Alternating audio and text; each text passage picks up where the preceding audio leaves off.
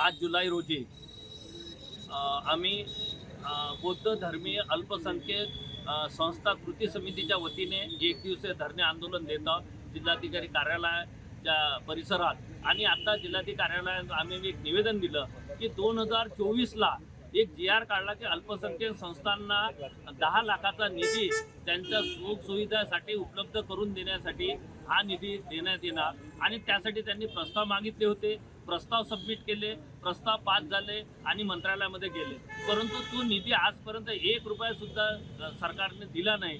तो निधी आम्हाला तत्काळ वितरित करण्यात यावा यासाठी आजचं धरणं आंदोलन आहे। आणि जर आम्हाला 15 ऑगस्टपर्यंत जर निधी मिळाला नाही तर उग्र आंदोलन करू महाराष्ट्रभर।